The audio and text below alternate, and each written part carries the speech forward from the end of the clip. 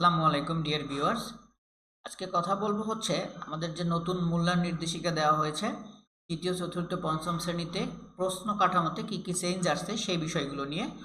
ইতিমধ্যে তৃতীয় শ্রেণী নিয়ে কথা বলেছি, আজকে বলবো চতুর্থ শ্রেণীর কি কি পরিবর্তন আসছে সেই বিষয় নিয়ে। শুরুতেই চতুর্থ শ্রেণীর বাংলা।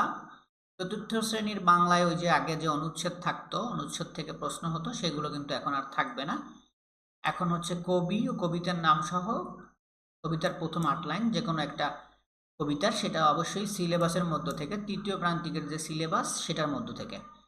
সংক্ষিপ্ত প্রশ্ন কিন্তু বইয়ের মধ্য থেকে, ওই সিলেবাসের মধ্য থেকে ৬টির ৪টি লিখতে হবে। ৮ নম্বর।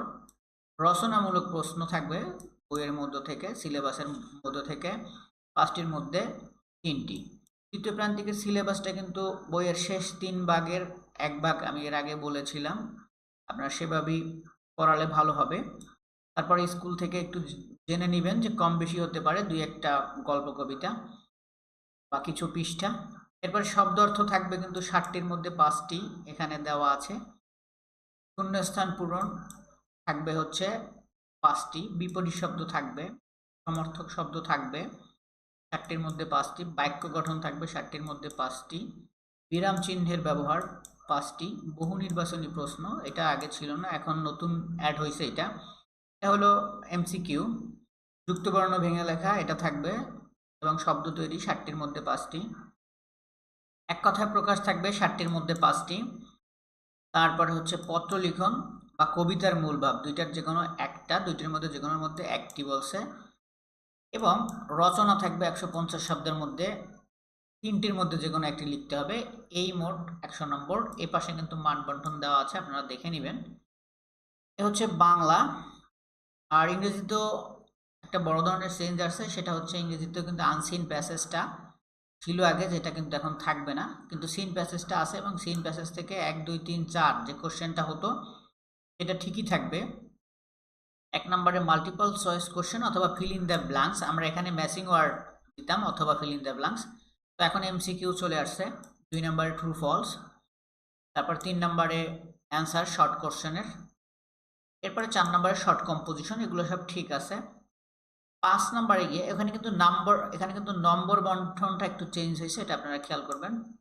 ৫ নম্বরে গিয়ে এই যে ম্যাচিং ওয়ার্ড, যেটা আমরা মিনিং এর সাথে ম্যাচ করতাম, সেটা আগে ছিল সিন আনসিনে, সেটা আগে ছিল সিন প্যাসেজে, এখন সেটা কিন্তু বইয়ের মধ্য থেকে ওদের লেভেলের ওয়ার্ড থেকে, এখানে কিন্তু কোনো প্যাসেজ দেওয়া থাকবে না। ৬ নম্বরে rewrite the sentence using capital letter and punctuation, এটা কিন্তু ক্যাপিটাল লেটার অর্থাৎ বড় হাতের অক্ষর, এবং পাংচুয়েশন মানে বিরাম চিহ্ন, সেটা বসাতে হবে, একটা প্যাসেজ দেওয়া থাকবে সেটার মধ্যে। ৭ নম্বরে এ কলাম বি কলাম, এখানে আপনার ইনফরমেশন একটার সাথে আরেকটা যেটা মিলবে সেই রকম একটা টেবিল থাকবে আর কি, এটা মিলাতে হবে। তারপরে হচ্ছে write the question word from the box to complete the question sentence, এখানে কোশ্চেন সেন্টেন্স তৈরি করতে হবে এবং উপরে কোশ্চেন ওয়ার্ড দেওয়া থাকবে, কোন কোশ্চেন ওয়ার্ডটা থেকে সেন্টেন্সটা কারেক্ট হবে সেই কোশ্চেন ওয়ার্ডটা এখানে বসাতে হবে। ৮ নম্বরে। ৯ নম্বরে বলছে ডিরাইট কারেক্ট ফ্রম আ ভার্বস, এটা কিন্তু সব জায়গায় চলে আসে, 3তেও দেখলাম, 4এও আছে, 5এও আছে, মেবি 5এরটা পরে আরেকদিন 5এর কোশ্চেন নিয়ে বিশ্লেষণ করব। তো এখানে বলছে ভার্বের একটা বেস ফর্ম দেওয়া থাকবে, কিন্তু কারেক্ট ফর্ম কোনটা হবে সেন্টেন্সে সেটা বসাতে হবে, নতুন করে ওদের ভালোভাবে শিখতে হবে। তারপরে হচ্ছে নাম্বার 10-এ আছে answer short question, fill in the blanks by using information related to date, months, time and cardinal ordinal number, এটা হচ্ছে শর্ট কোশ্চেনের অ্যান্সার দিতে হবে অথবা ফিল ইন দ্য ব্ল্যাঙ্কস, কিন্তু টাইম এবং মান্থ রিলেটেড এবং কার্ডিনাল অর্ডিনাল নাম্বার রিলেটেড হবে কোশ্চেন, শর্ট কোশ্চেনের অ্যান্সার হবে অথবা ফিল ইন দ্য ব্ল্যাঙ্কস হবে।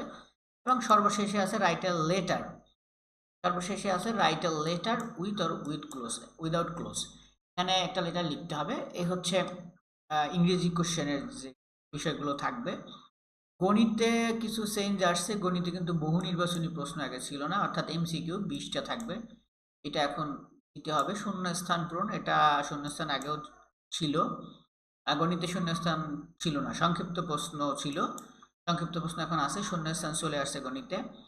আর বড় প্রশ্নগুলো একটু, বড় প্রশ্নের বিষয়টা হচ্ছে আগে সৃজনশীল প্রশ্ন থাকতো, অনেকে এখন জানতে চায় যে সৃজনশীল প্রশ্ন দিব কিনা, সৃজনশীল প্রশ্ন দেন আর আপনি সৃজনশীল ছাড়া দেন, 13টা প্রশ্নের মধ্যে 10টা প্রশ্ন ওদের লিখতে হবে। এখন আগে আমরা অথবা দিতাম, প্রত্যেকটা সৃজনশীল প্রশ্ন থাকলেও তার অথবা দিতাম, এই অথবাটা আপনার দিতে হবে না, 13টা প্রশ্ন থেকে 10টা দিতে হবে। সেটা আপনি সৃজনশীল দেন আর সৃজনশীল ছাড়া দেন, মানে ক খ গ সহ দেন, অঙ্কটা ভেঙে, অথবা একটা অঙ্ক দেন কিন্তু ওটা অঙ্ক থাকবে 13টা, সেখান থেকে 10টা লিখতে হবে।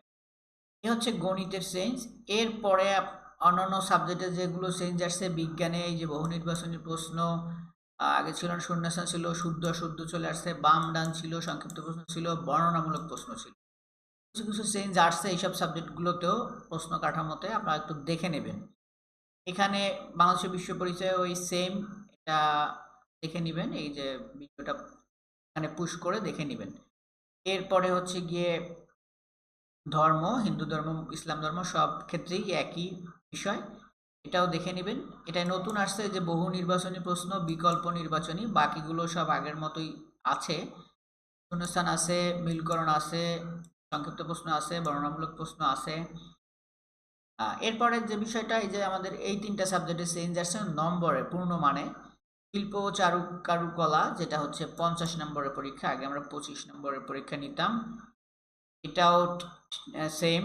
এখানে সঙ্গীতও সেম, 50 নম্বরের পরীক্ষা, এটাও দেখে নেবেন। তারপরে হচ্ছে শারীরিক ও মানসিক স্বাস্থ্য শিক্ষা, এটাও 50 নম্বরের। এই ছিল হচ্ছে চতুর্থ শ্রেণীর যেসব পরিবর্তনগুলো আসছে প্রশ্ন কাঠামোতে। এবং সবচেয়ে একটা বড় বিষয় হচ্ছে তৃতীয় শ্রেণীতে পরীক্ষা ফিরে আসছে, তবে প্রথম দ্বিতীয় শ্রেণীতে কিন্তু পরীক্ষা ফিরে আসেনি। আর একটা কথা হচ্ছে এই প্রশ্ন কাঠামোটা এবছরের জন্য 2024 সালের তৃতীয় প্রান্তিক পরীক্ষার জন্য, তবে 25 সালে আমার ধারণা যদি 25 সালে নতুন করে কোনো নির্দেশনা না আসে মূল্যায়নের জন্য, এইটাই বহাল থাকতে পারে, সেটা সময় ব্যাপার, আমরা দেখি সেরকম কিছু আসে কিনা। সবাই ভালো থাকবেন। এই ছিল চতুর্থ শ্রেণীর কি কি পরিবর্তন হয়েছে প্রশ্ন কাঠামোতে। আসসালামু আলাইকুম।